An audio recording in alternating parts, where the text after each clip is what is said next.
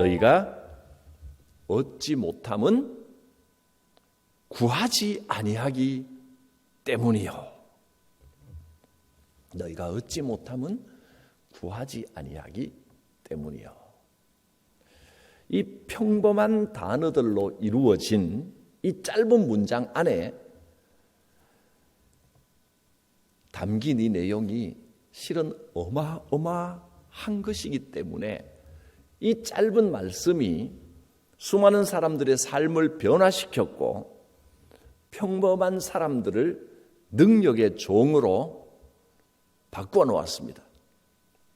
평범한 교인들, 평범한 교회들의 그 영적인 연약함, 영적인 무능력, 그것을 날려버릴 수 있는 답이 야고보서 4장 2절 이 짧은 구절 안에 담겨 있는 겁니다.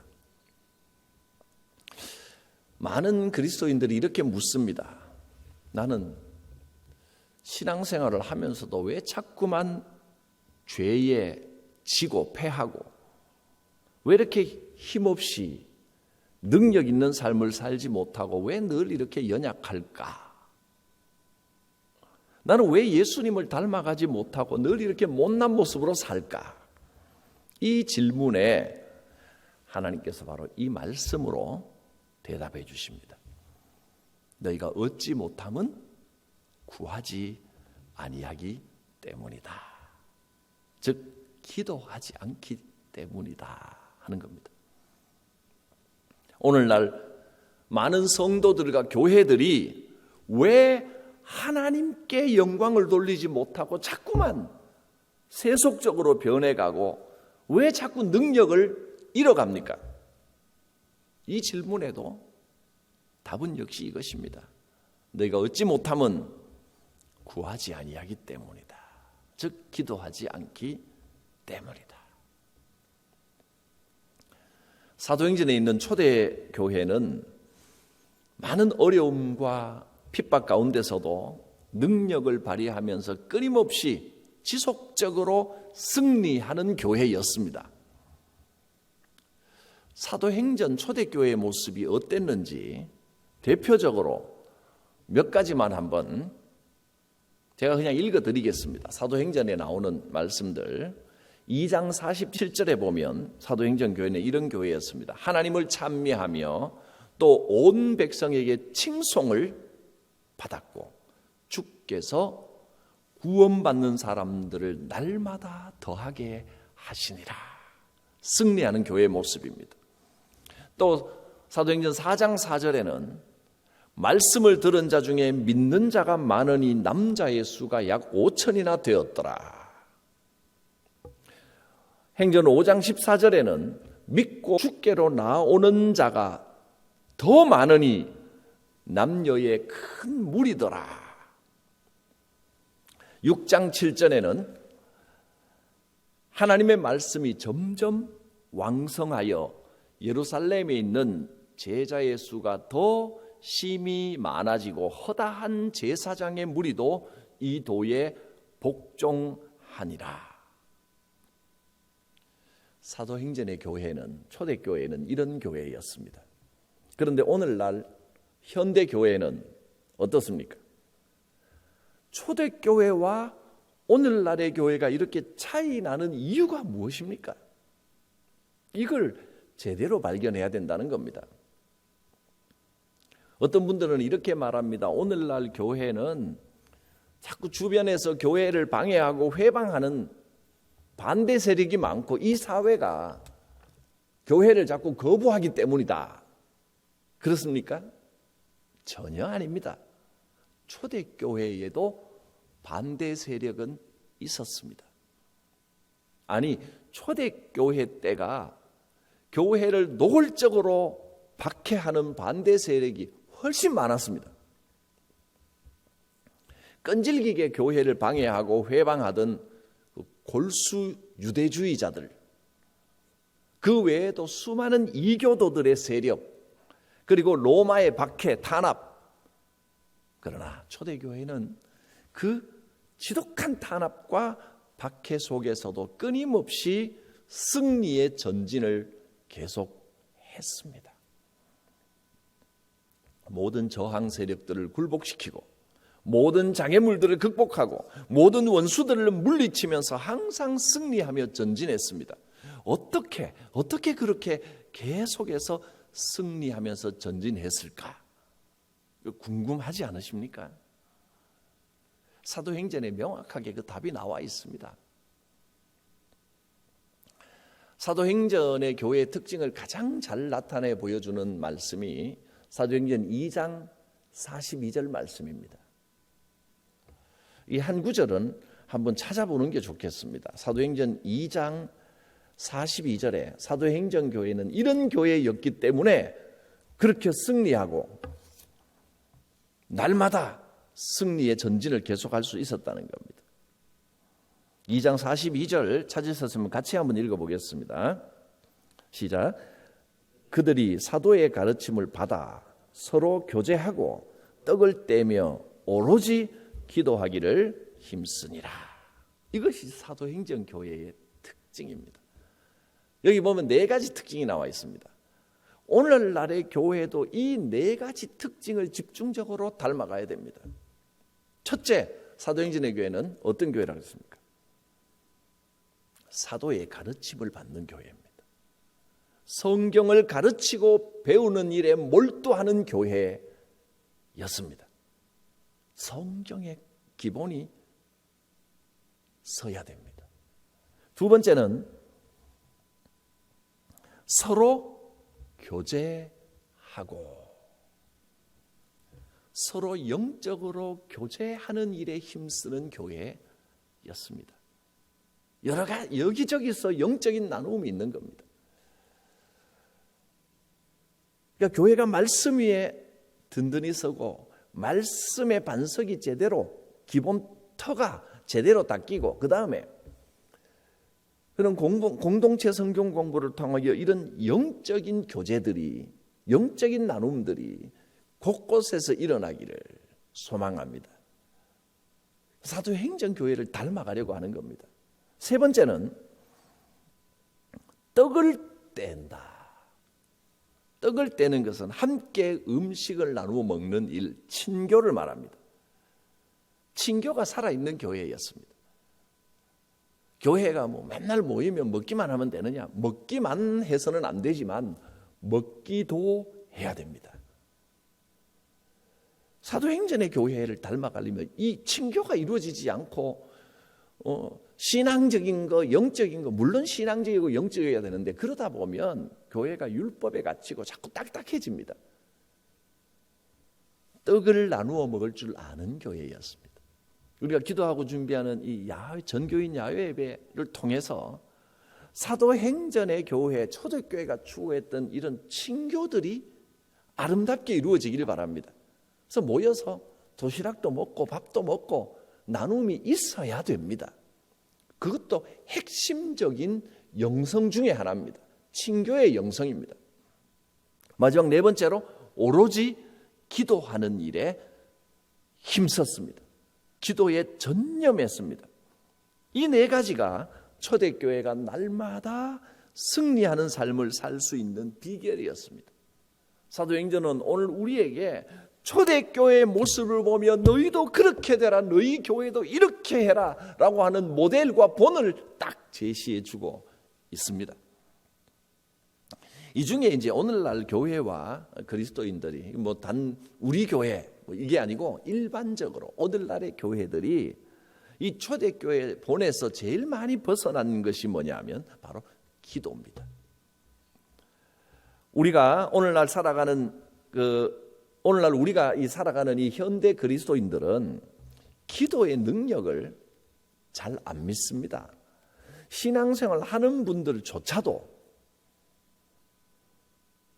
기도가 어떤 심리적이고 정신적인 유익, 영적인 유익은 있다고 믿지만 하나님의 큰 능력이 정말로 이 기도를 통해서 실제로 나타날 것이라고 확실히 믿지를 잘 못하는 것 같습니다. 기도 없이는 결코 일어날 수 없는 일들이 기도할 때 일어날 수 있다.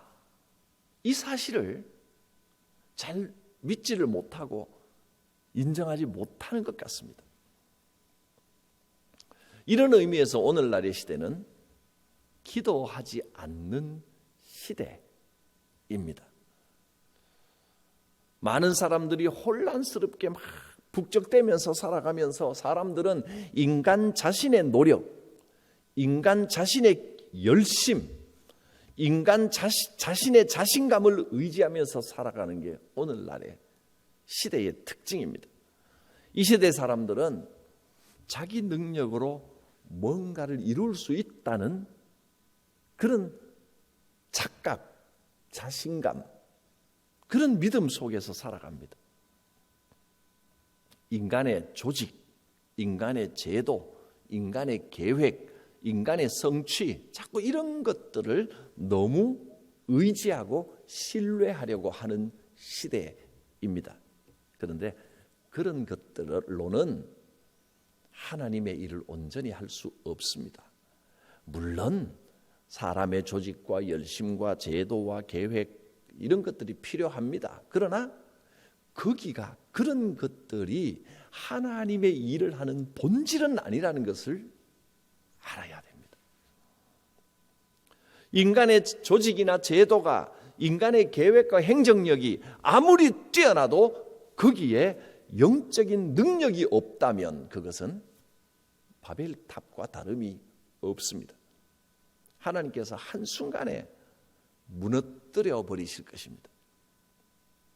어떤 일을 추진하다가 문제가 생기고 일이 잘 안 풀리면 우리는 왜 그럴까?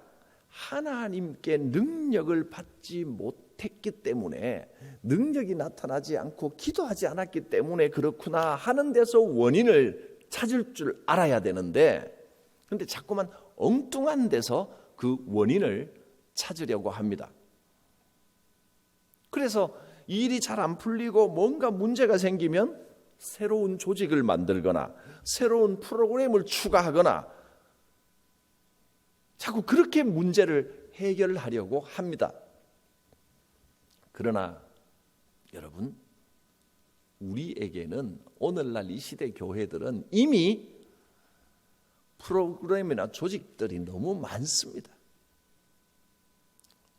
우리에게 진정으로 필요한 것은 새로운 프로그램을 추가하는 게 아니고 우리 안에 이미 와 계신 하나님을 다시 깊이 만나는 것입니다. 하나님께서는 예나 지금이나 변치 않으시는 분이십니다.